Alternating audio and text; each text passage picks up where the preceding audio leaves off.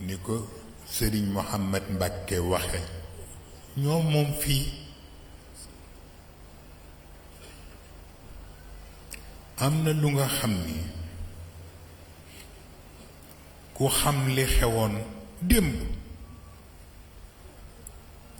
daa tey Serigne Touba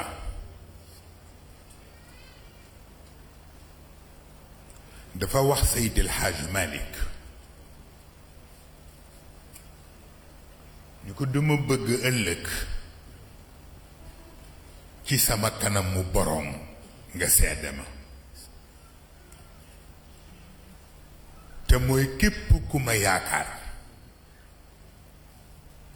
yow nga seede ma ni waxuma ko lu dul yàlla ak yonent bi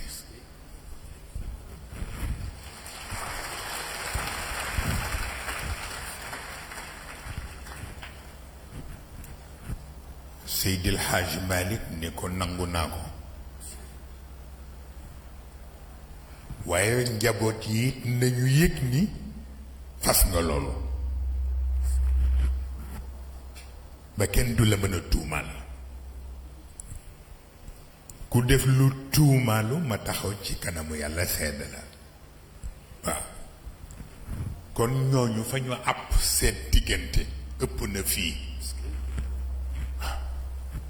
mooy baatu wa kuntu alayhim shahida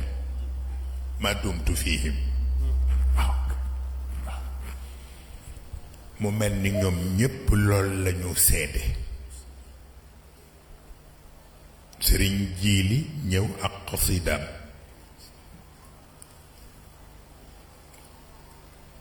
Chérif Tahir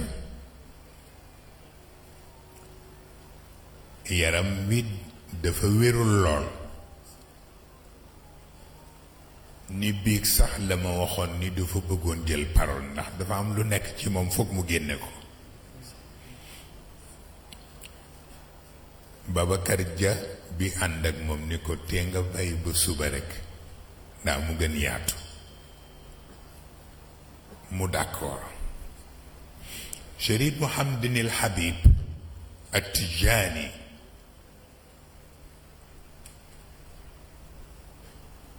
def di wóllëre Seyid Cheikh Ahmed Tidiane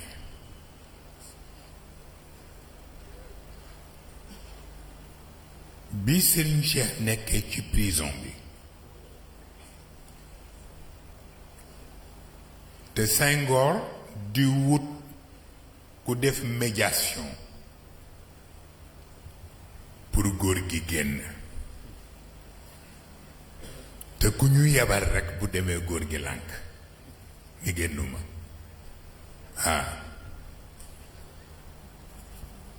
wa sijnu raxatu di tafkiiri jannatuhu wa lil xakimi bihi rafdul alaqati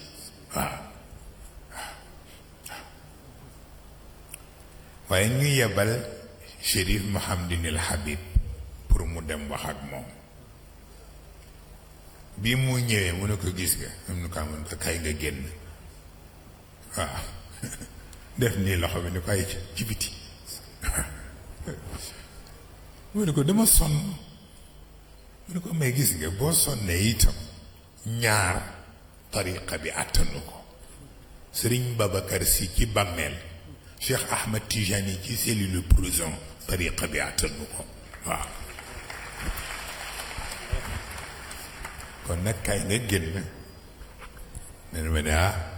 kon nag koti koti yolli yolli waaw moo tax kóllëreem googu ak moom la doxale sunu diggante ak moom ba lu mu xewle yëgal ñu ko ñu nit luñ ca man ñu def ko mu mel ni kon nag kenn mënul fay ñi fi wax ñépp ku ci nekk ak moo xam ku def xasida wala ku deful xasida wala ñi bëgg a wax bare nañu te ku ci nekk sa xol fees na waaw njaboot yi fi toog danga leen di yërëm sax gis nga démb bi cortège bi naajee dem naa ba di leen gëdd ci téléphone ni leen njaboot yaa ngi toog depuis 8 heures te ci naaj wi rekk lañu toog kon nag gaaw leen ngeen yegsi ndax ñu gaaw yeewi leen ba guddi lu ñuy wax ñu soog ko wax mais lu ñu doon wax nañ ko biig ci guddi yonent bi sallallahu alayhi wa sallam guddi gu kenn xamul na koy waxe ndax yi ci dajaloo moo bare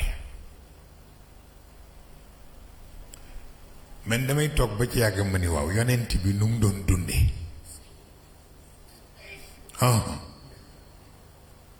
ndax liñ ko yen lépp